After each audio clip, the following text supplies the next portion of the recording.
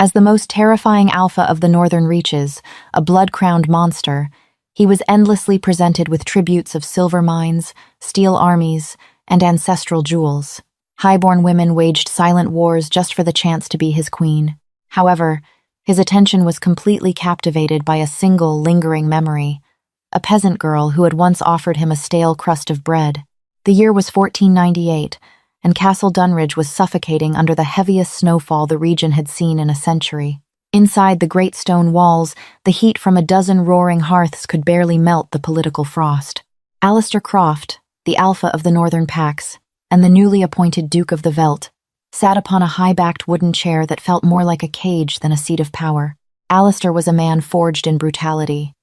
His rise to power had not been inherited. It had been clawed from the throats of the corrupt alphas who came before him. Now, having unified the werewolf clans and secured a fragile peace with the human monarch, he faced a different kind of war, the marriage market. To legitimize his rule in the eyes of the human lords and secure his bloodline, Alistair needed a mate. Word had spread across the continent, traveling down the old Roman roads and across the merchant routes of Flanders. The most powerful families in the realm had answered the call, sending their daughters not with love, but with leverage.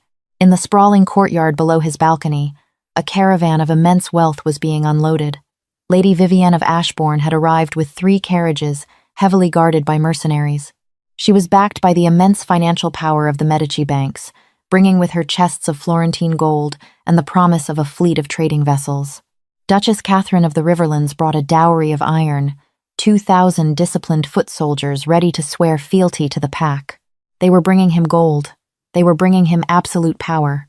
And yet, looking down at the glittering procession, Alistair felt nothing but a cold, hollow, feral ache in his chest. His amber eyes, glowing faintly in the overcast light, saw past the silk and the steel. His highly tuned lichen senses caught the sense of ambition, greed, and deceit drifting up from the courtyard. None of them carried the scent he had been hunting for the last decade. Deep in the bowels of Castle Dunridge, far from the velvet-lined chambers of the nobility, Beatrice Hale plunged her raw, blistered hands into a basin of scalding water. Beatrice was a shadow in the fortress, one of the dozens of scullery maids keeping the immense estate functioning. Her life was a relentless cycle of scrubbing iron pots, plucking pheasants, and keeping her head down. She had no grand lineage. Her father had been a simple miller who died of the fever when she was 16, leaving her to the mercy of a harsh, unforgiving world. She had survived by making herself invisible. "Bess! Stop daydreaming and get those silver platters polished!" barked Mrs. Higgins, the head cook, slapping a wet towel against the wooden preparation table. "The Alpha is hosting the Highborns tonight. If there is a single smudge on Lady Vivian's goblet, it'll be your hide." "Yes, Mrs. Higgins," Beatrice murmured, pulling the heavy silver toward her. As she buffed the metal, catching her exhausted reflection in its surface, her mind drifted back, as it so often did when the winter winds howled, to the famine of 1488. She had been just a girl, starving and desperate, scavenging for firewood in the forbidden Blackwood No, the whispering pines. She remembered the trail of blood on the snow. She had followed it, expecting to find a wounded deer. Instead, she found a monster. It was a wolf the size of a warhorse, its midnight fur matted with dark, freezing blood. It had taken a silver-tipped arrow to the shoulder and was dying. As Beatrice had approached, the beast had convulsed, the sickening crack of bones echoing through the silent forest as it shifted against its will, leaving a bruised, starving, and terrified boy lying naked in the snow. He was an outcast, a hunted rogue. The penalty for aiding a feral lichen was death by hanging. Beatrice had stood there, her own stomach violently cramping from 3 days without food. In her pocket, wrapped in a dirty cloth, was a single hardened heel of rye bread she had stolen from the village bakery. It was her survival. It was her life. She looked at the boy's golden, terrified eyes. She hadn't screamed. She hadn't run to the village reeve for a reward. Instead, Beatrice had knelt in the snow, broken the stale crust of bread in two, and pressed the larger piece into his trembling, blood-stained hands. He had devoured it like a wild animal, his glowing eyes fixed on her face, burning every detail into his soul. She had dragged him to a hollowed-out oak, covered him with pine boughs to hide him from the hunting dogs, and left. She never saw him again. She didn't know his name, and she certainly didn't know that the starving boy in the snow had survived to become Alistair Croft, the alpha whose fortress she now scrubbed. To Beatrice, he was just a ghost from a winter that had almost killed them both. The great hall of Castle Dunridge was a spectacle of wealth and intimidation. Massive iron chandeliers hung from the vaulted ceilings, casting a warm, flickering glow over the tapestries that depicted the brutal history of the Croft pack. The long tables groaned under the weight of roasted boars, spiced root vegetables, and imported wines. At the head of the room, on a raised dais, sat Alistair. He was flanked by his beta, Garrett, and the pack elders. Alistair wore a tunic of dark leather and a heavy fur mantle, looking every bit the warlord the kingdom feared. The feast was a thinly veiled battlefield. The noblewomen were seated near the dais, engaging in a fierce, polite war of words. Lady Vivienne, draped in crimson velvet that cost more than a village's yearly harvest, leaned forward, offering Alistair a seductive smile. "My Lord Alpha," she purred, her voice dripping with calculated honey. "My father's bankers in Florence have secured the deeds to the Cobalt Valleys. The mines yield enough raw wealth to arm every wolf in your pack with silver-forged armor. A union between our houses would make you untouchable." Alistair took a slow sip of his wine, his amber eyes unblinking. "Silver-forged armor," he repeated, his voice a low, gravelly rumble that made the hair on the back of the human's neck stand up. "Tell me, Lady Vivienne, does your father's bank also offer a guarantee that your mercenaries won't attempt to use that silver against my kind once the ink on the marriage contract is dry?" Vivienne's smile faltered for a fraction of a second, her scent spiking with a sharp note of anxiety before she masked it. "You have my word, my lord." "Words are wind," Alistair muttered, leaning back. He was suffocating. The oppressive scents of heavy perfumes, roasted meats, and political desperation were giving him a headache. His inner wolf was restless, scratching at the back of his mind. "Liars," the beast snarled. "All of them. Empty." For 10 years, his wolf had clung to one singular memory. The only moment of pure, unconditional grace he had ever experienced. He didn't want a woman who loved his crown, nor one who feared his teeth. He wanted the girl with the calloused hands and the gentle eyes, the one who had sacrificed her own survival for a monster she didn't know. He had scoured the villages of the Whispering Pines years later, but the plague had ravaged the area, and records were burned. He had believed her dead. "More wine for the lady," Garrett barked, signaling to the servants waiting in the shadows. From the servants' corridor, Beatrice emerged. Her heart was hammering against her ribs. She kept her head bowed deeply, a heavy silver pitcher of spiced wine clutched in her trembling hands. She was terrified of the lichens.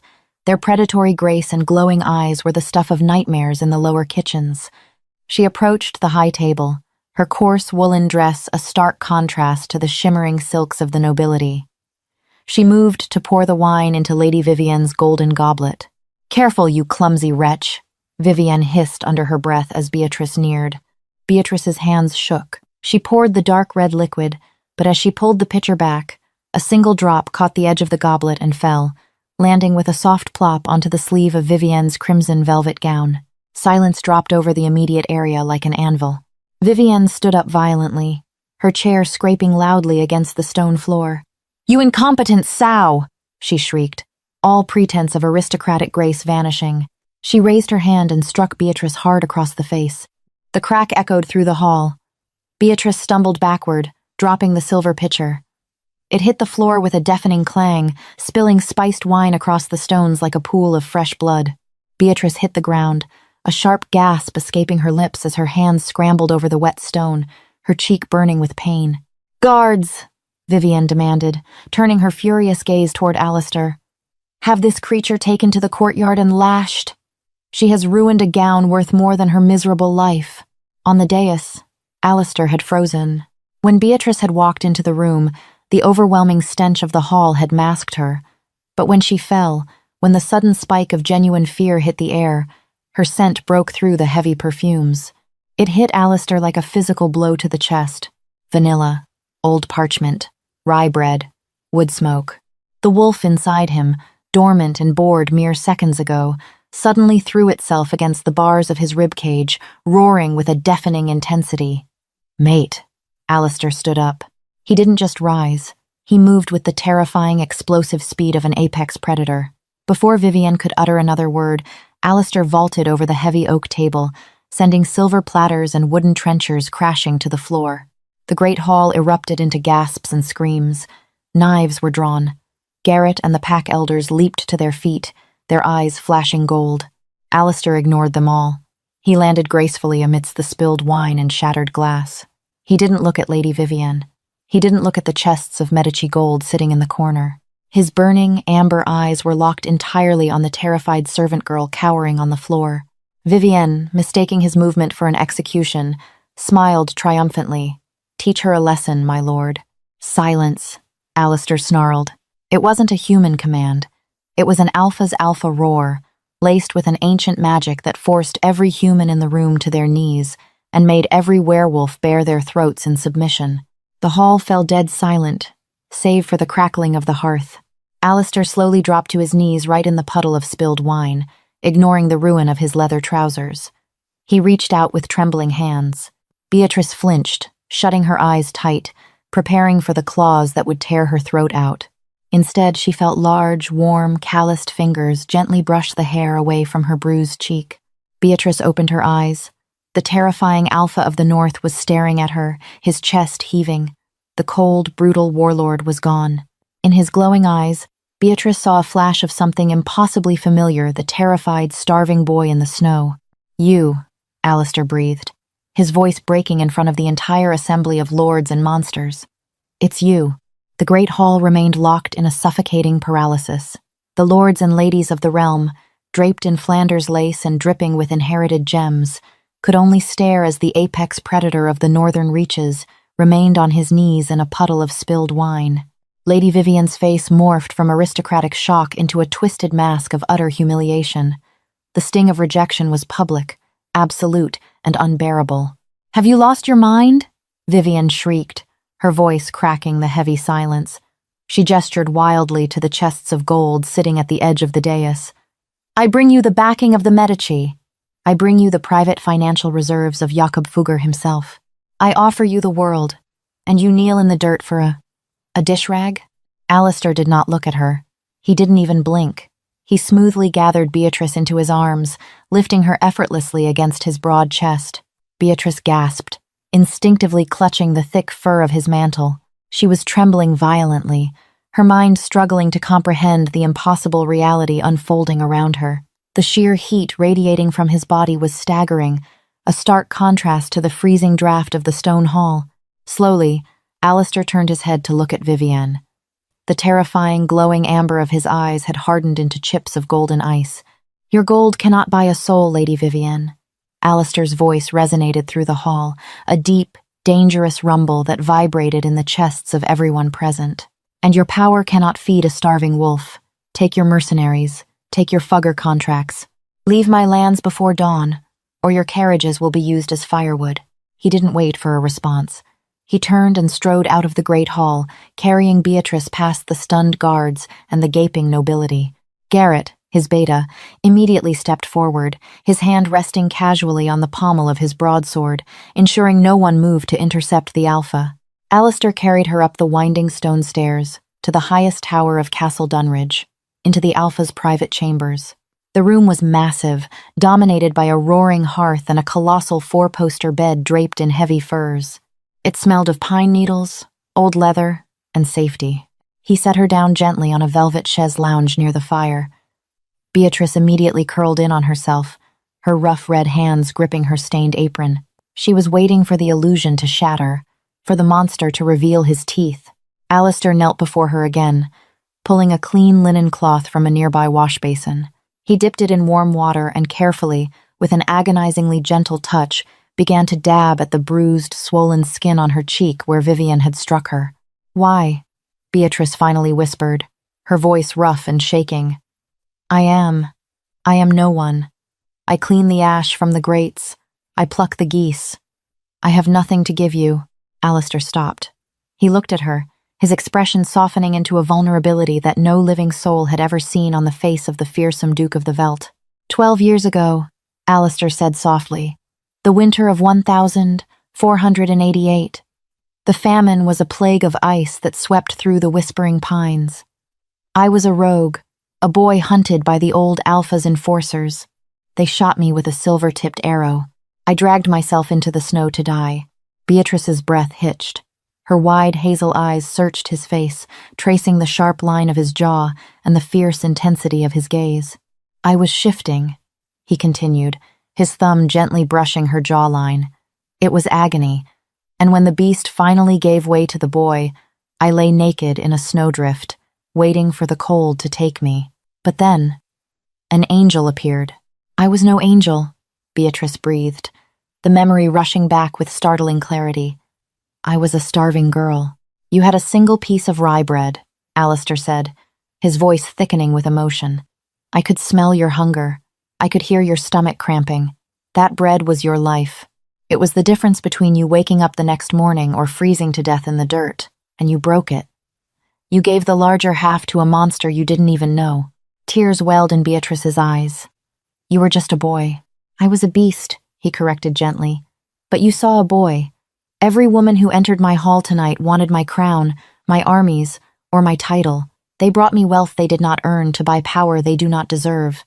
But you gave me your very life when I was nothing but blood on the snow. I have searched the continent for you, Beatrice Hale. I will never let you go. Down in the courtyard, however, the fairy tale was rapidly unspooling into a nightmare. Lady Vivian stormed into her lavishly appointed tent, shattering a crystal decanter against the canvas wall. The insult was a political catastrophe. If she returned to her family having been rejected for a scullery maid, she would be made a laughingstock. The Fugger banking cartel would withdraw their support, and her family's estates would be heavily leveraged. He has lost his mind, muttered Lord Harrington, a slimy, opportunistic human noble who had allied himself with Vivian's house. He stepped into the tent, wiping sleet from his velvet cloak. The Alpha is compromised. A feral attachment to a peasant girl. Vivian's eyes narrowed, a dark, venomous plan forming in her mind. If the Alpha is mad, he is unfit to rule, she hissed. And if he were to meet a tragic end tonight, leaving the pack leaderless, my mercenaries could secure the castle. The northern packs would need a stabilizing force. My family's wealth could buy the loyalty of the elders. It is treason, my lady, Harrington warned, though a greedy glint sparked in his eye. It is an acquisition, Vivian snapped. She turned to the corner of the tent, where a massive, heavily scarred man sat sharpening a silver-edged longsword. It was Conrad, the captain of her mercenary guard, a brutal killer renowned across the continent. Conrad, Vivian commanded coldly, take your best men. Use the servants' tunnels, Harrington has the keys. Breach the Alpha's wing. Kill the beast. And bring me the head of that miserable kitchen wench. The castle was dead quiet, save for the howling wind battering the stone walls of Dunridge. Inside the Alpha's chambers, Beatrice had finally stopped trembling. Alistair had wrapped her in his own heavy fur mantle, refusing to let her out of his sight. They sat by the fire, the warlord and the maid, piecing together the broken years between the snowy forest and the present night. For the first time in her life, Beatrice felt safe. But the peace of the northern reaches was always a fragile illusion. Alistair's ear twitched.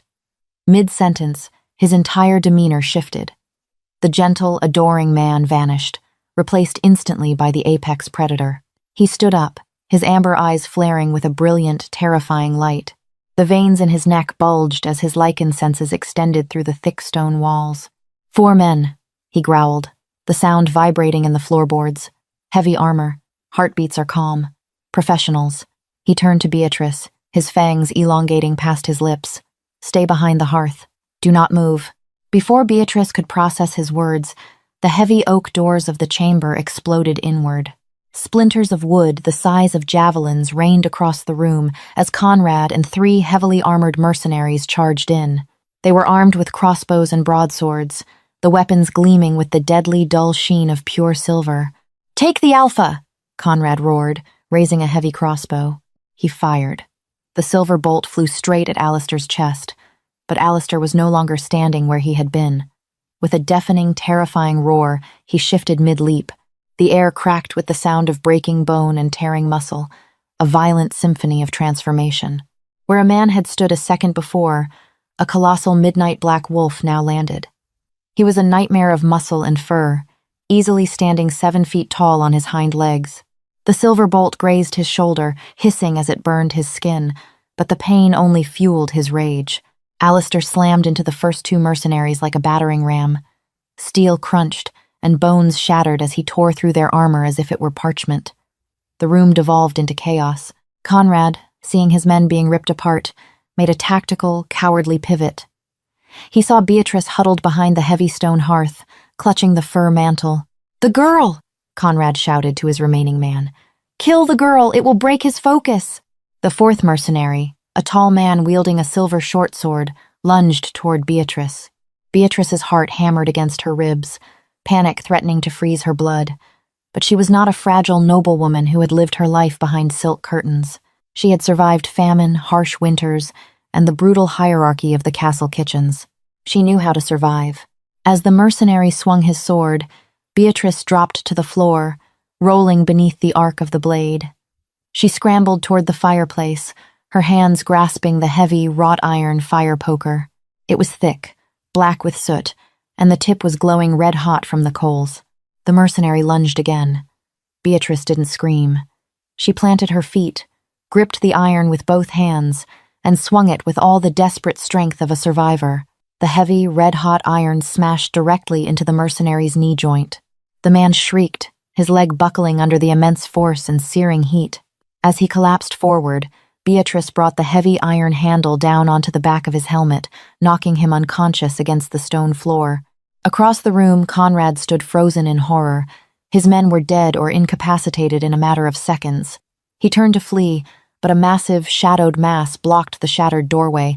Alistair, still in his terrifying lichen form, stalked forward. His fur was matted with the blood of his enemies, his chest heaving, his jaws dripping.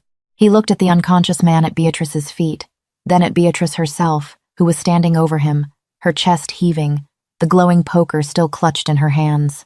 A low, vibrating purr rumbled in Alistair's chest, a sound of immense pride. His mate was not just kind, she was a warrior in her own right. Alistair turned his glowing eyes back to Conrad. The mercenary dropped his sword, falling to his knees. "Mercy," he begged. "Lady Vivian paid us. It was the Fugger gold." Alistair did not show mercy to those who threatened his own. With one swift, brutal swipe of his massive claws, the threat was ended. By dawn, the storm had broken, leaving Castle Dunridge bathed in the cold, clear light of morning. The courtyard was a scene of absolute, terrified compliance. Lady Vivienne, stripped of her velvet and furs, was forced to her knees in the snow. Her carriages were surrounded by Garrett and 100 heavily armed lichen warriors. The chests of Medici and Fugger gold had been unceremoniously dumped into the mud. Alistair stood on the stone steps, back in his human form, wearing a clean tunic of dark wool. Beside him stood Beatrice. She was no longer wearing the coarse dress of a scullery maid, but a simple, elegant gown of forest green.